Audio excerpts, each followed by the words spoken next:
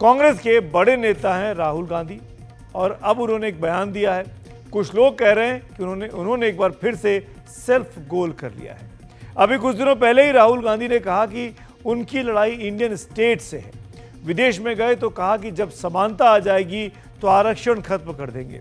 इस पर देश में हंगामा मच गया। उसी तरह राहुल ने एक और विवादित बयान दिया कि सभी चोरों के नाम में मोदी क्यों होता है, जिसमें उन पर मानहानि का मुकदमा चला। वैसे ही मनरेगा को नरेगा तो सवाल उठा कि महात्मा गांधी का नाम क्यों हटा दिया, जबकि चौकीदार चोर है का नारा इनको 2019 के चुनाव में बहुत महंगा पड़ चुका है। राहुल गांधी ओबीसी, दलित और आदिवासी वोटों को लामबंद करने में इन दिनों जुटे हुए हैं। इसी कड़ी में उन्होंने अपनी पार्टी की भी आलोचना की कि 1990 के दशक में कांग्रेस ने पिछड़ों दलितों को नजरअंदाज किया था। यहीं से विवाद शुरू हो गया। उनका ध्यान नहीं रखा, यानी पिछड़ों दलितों का ध्यान कांग्रेस पार्टी 90 के दशक में नहीं रख पाई और इससे आरएसएस को सत्ता में आने का मौका मिल गया।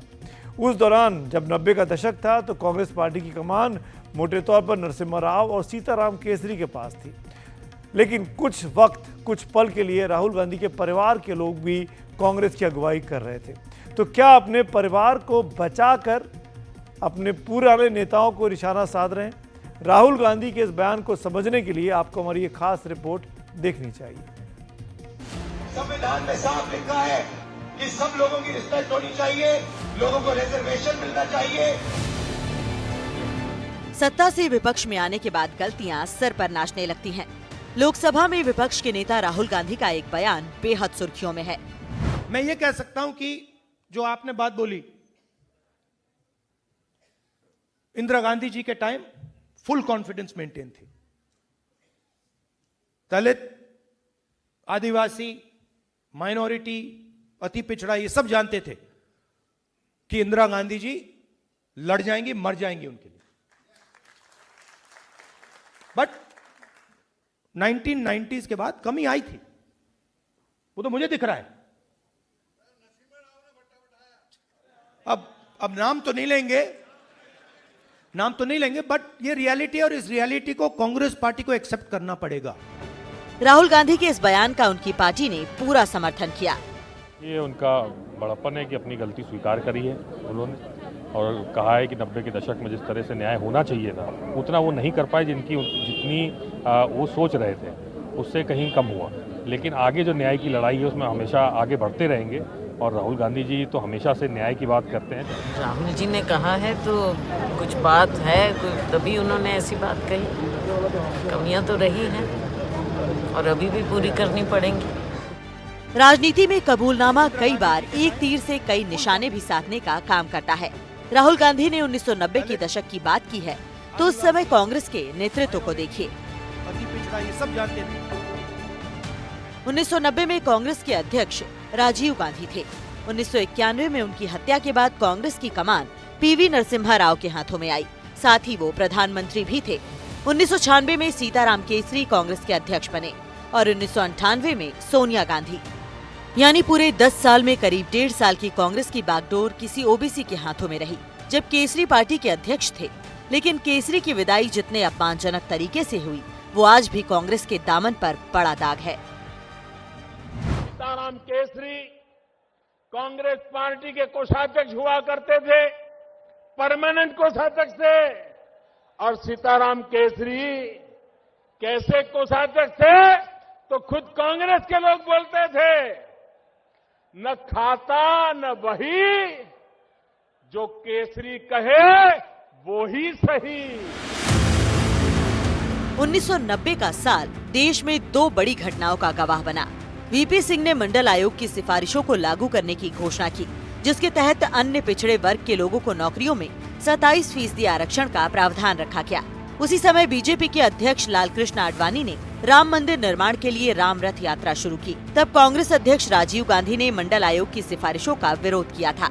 साथ ही वो मंदिर निर्माण आंदोलन के भी खिलाफ थे।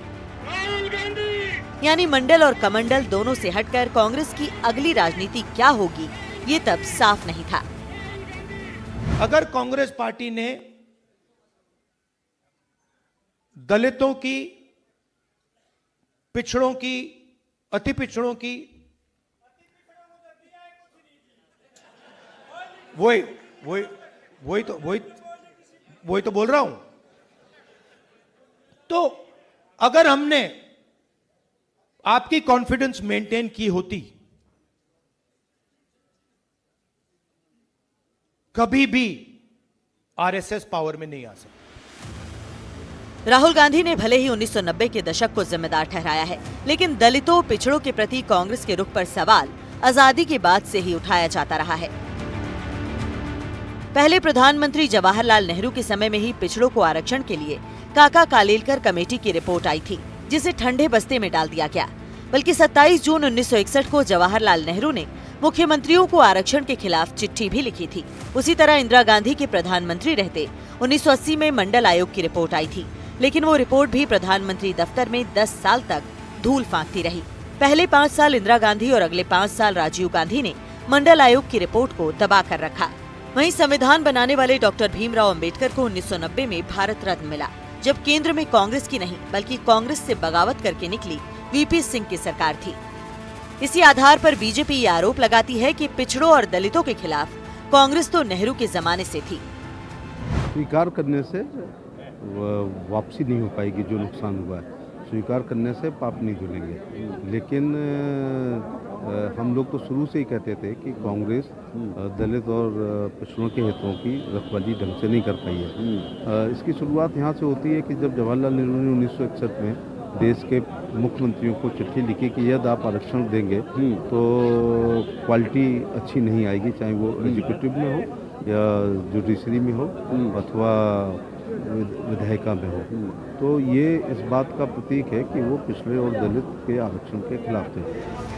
लेकिन 11 साल से सत्ता से बाहर रहने के बाद कांग्रेस के नेता राहुल गांधी को लग रहा है कि पार्टी ने 90 के दशक में जो गलती की उसका खामियाजा कांग्रेस भुगत रही है। लेकिन वो भूल जाते हैं कि 2004 से 2014 तक कांग्रेस ने राज किया था।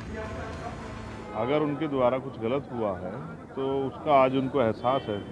वो कहते हैं ना कि देर आए दुरुस्त आए, बहुत देर कर दी महर में आते आते। जो हुआ है वो उनको भी पता है कि किस तरह उनकी जो है पूरी सरकार जो है और सिर्फ सीमित लोगों को खुश करने के चक्कर में पड़ी थी, और जिसकी वजह से एक बहुत बड़ा अहित इन वर्गों का। और ये वर्ग भी अब समझ गए कि ऐसे लोगों पर ज़्यादा भरोसा नहीं करना है, जो इन्होंने सिर्फ जो है समय के साथ जो सत्ता में नहीं तो इस तरह की बातें कर रहे हैं। जब सत्ता में थे तो हमारी एक बात सुनने को राजी नहीं थे, इनके अधिकारों पे, इनके लुटते अधिकारों पे और तमाम तरह की चीज़ों पे ध्यान देने को राजी नहीं थे। ये भी जो है देश भी देख रहा है, जनता भी देख रही है और सब चीज़ जनता के सामने है। कई समाज वैज्ञानिक और हम लोग तो उस दौर में छात्र थे, हम जानते हैं कि किस प्रकार जहां स्टैंड लेना चाहिए था उस समय की कांग्रेस, उनकी मजबूरियां रही होंगी, उनके सलाहकार कुछ और होंगे, लेकिन इस ईमानदारी के साथ, जिस ईमानदारी के साथ उन्होंने स्वीकारोक्ति की है, तो मैं समझता हूं उसके बाद उनको भी पता है कि उनका आगे का ब्लूप्रिंट और प्लान ऑफ एक्शन क्या हो। जिस तरह से अपना बेस बढ़ाने के पिछड़ों दलित की बाल संख्याओं की बात कर रहे हैं, फिर से जोड़ने की बात कर रहे हैं, वो नहीं तो जोड़ें, प्रयास करें। भाई राजनीति में हर पार्टी को अपना अधिकार है प्रयास करने को, उसमें हमें कोई नहीं है, प्रयास करें। लेकिन हमें विश्वास है कि पीटीए के लोग जिन लोगों को जोड़कर राजनीति में आगे बढ़ रहे हैं, राष्ट्रीय अध्यक्ष जी और समाजवादी पार्टी, वो हमारा कारवा बढ़ता ही जाएगा, कम होने वाला नहीं है। अब इस तस्वीर को देखिए, इसमें आपको हर समाज, हर तबके का प्रतिनिधित्व मिल जाएगा।